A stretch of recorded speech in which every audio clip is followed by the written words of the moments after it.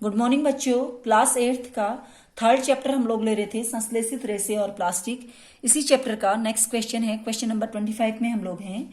ऐसे प्लास्टिक जो गर्म करने पर आसानी से विकृत हो जाते हैं और सरलता से मुड़ जाते हैं कहलाते हैं। ध्यान दीजिए, गर्म करने पर आसानी से विकृत हो जाते हैं, आसानी से मुड़ भी जाते हैं मतलब। ठीक है, ऑप्शन है साधारण प्लास्टिक, थर्मोसेटिंग प्लास्टिक, थर्मोप्लास्टिक, उपरोक्त सभी। क्या कहलाते हैं ऐसे प्लास्टिक? ऐसे प्लास्टिक कहलाते हैं थर्मोप्लास्टिक। नेक्स्ट क्वेश्चन है, थर्मोप्लास्टिक के उदाहरण नहीं है, यानी कि बाकी सब इसके उदाहरणों में है लेकिन कोई एक है जो इसका उदाहरण नहीं है। ऑप्शन है पॉलीथीन, बेकेलाइट, पीवीसी, उपरोक्त सभी। बेकेलाइट जो है ये थर्मोप्लास्टिक नहीं होता और बाकी ये सब क्या है? थर्मोप्लास्टिक के उदाहरण हैं। यानी कि थर्मोप्लास्टिक के उदाहरण क्या है? फिर अब देखिए, आपका क्वेश्चन बन रहा है, थर्मोप्लास्टिक की डेफिनेशन आपके पहले क्वेश्चन में बन गई और उदाहरण कहां बन गए? नेक्स्ट क्वेश्चन में। पॉलीथीन और पीवीसी थर्मोप्लास्टिक के उदाहरण है, लेकिन बेकेलाइट जो है थर्मोप्लास्टिक नहीं है। नेक्स्ट क्वेश्चन है, ऐसे प्लास्टिक जिन्हें एक बार सांचे में ढाल दिया जाता है तो इन्हें ऊष्मा देकर नरम नहीं किया जा सकता, यानी कि इन्हें गर्म करके भी नरम नहीं किया जा सकता, जैसे हैं वैसी रहते हो। ठीक है, कहलाते हैं थर्मोसेटिंग प्लास्टिक, थर्मोप्लास्टिक, उपरोक्त दोनों, उपरोक्त में से कोई नहीं। ये कहलाते हैं थर्मोसेटिंग प्लास्टिक, क्योंकि इनकी सेटिंग चेंज नहीं हो सकती है। ठीक है, ऑप्शन ए सही होगा।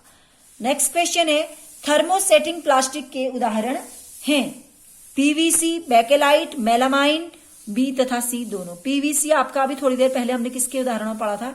थर्मोप्लास्टिक के उदाहरणों में, है ना। ये इसका उदाहरण केवल बेकेलाइट नहीं था, थर्मोप्लास्टिक का उदाहरण पीवीसी था। तो यहां तो थर्मो पीवीसी आ नहीं सकता, तो क्या है फिर थर्मोसेटिंग के उदाहरण? बेकेलाइट और मेलामाइन, यानी कि बी तथा सी दोनों। ऑप्शन डी सही होगा। नेक्स्ट क्वेश्चन है, बेकेलाइट उष्मा तथा विद्युत का डैश है, कुचालक, सुचालक, उपरोक्त दोनों, उपरोक्त में से कोई नहीं। क्या होगा? ये उष्मा का कुचालक होता है। ठीक है ना, तभी ये गर्म करने पर इस पर असर नहीं होता। बर्तन के गर्म होने पर, बर्तन के हत्थे इसी से बनाए जाते हैं, इसलिए बनाए जाते हैं क्योंकि ये उष्मा का कुचालक होता है। आपने प्रेशर कुकर का हैंडल देखा होगा, वो बेकेलाइट का होता है ज्यादातर।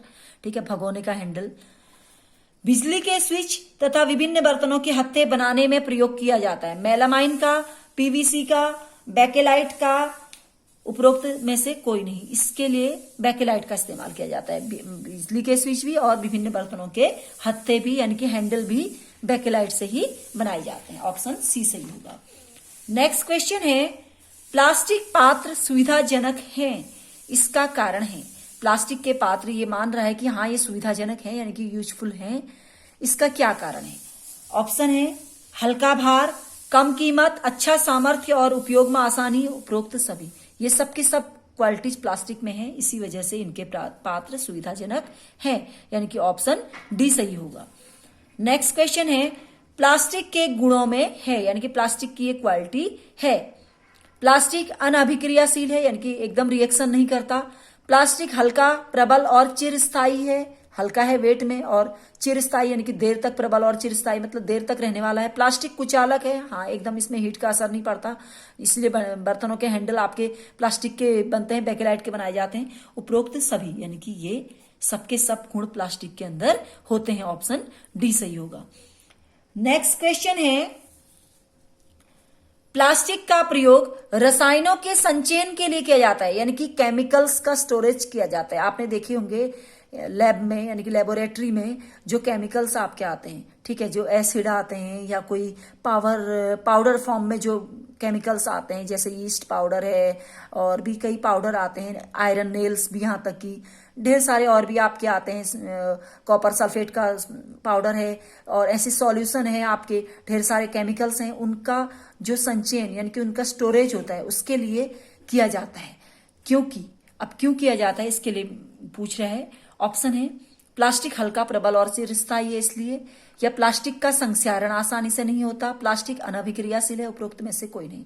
वैसे तो प्लास्टिक अनाभिक्रियाशील है, ये भी इसका होगा, लेकिन इसने ऐसा ऑप्शन नहीं दिया है कि उपरोक्त दोनों, लेकिन यहां पर सबसे मेन है ये, प्लास्टिक का संक्षारण आसानी से नहीं होता। ठीक है, यानी कि संक्षारण मतलब उसमें जंग नहीं लगता।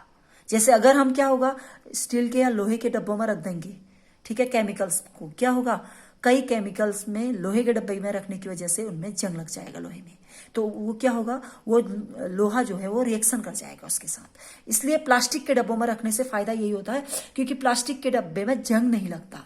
तो ऑप्शन बी सही होगा। नेक्स्ट क्वेश्चन है, बिजली के तार प्लास्टिक से ढके रहते हैं, इसका कारण?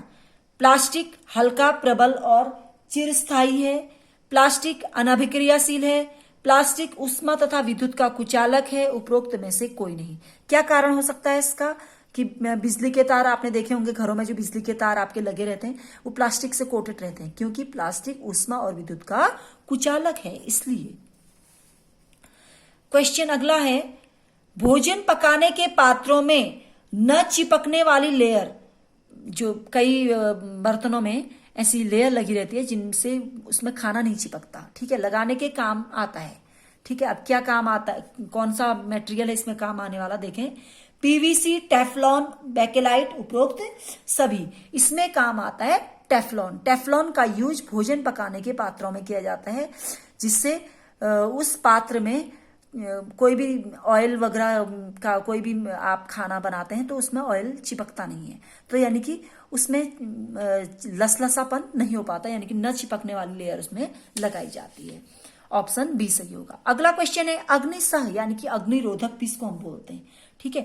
प्लास्टिक है पीवीसी, बेकेलाइट, टेफ्लॉन, मेलामाइन। अग्निरोधक प्लास्टिक कहलाता है मेलामाइन। आपने देखा भी होगा फायर ब्रिगेड वाले जो होते हैं उनकी जो कपड़े होते हैं उसमें मेलामाइन की लेयर लगी रहती है, ठीक है ना, इसीलिए लगी रहती है क्योंकि मेलामाइन जो है अग्निरोधक होता है, ठीक है। तो यहां तक ही इसी क्वेश्चन तक मैं इस वीडियो में ले रही हूं। नेक्स्ट क्वेश्चन नंबर 37 से आगे को अगली वीडियो में लूंगी। अगर इससे पहले की वीडियो आपने नहीं देखी है तो डिस्क्रिप्शन बॉक्स में उनका लिंक दिया हुआ है, आप लोग वहां से उनको देख लीजिएगा। धन्यवाद।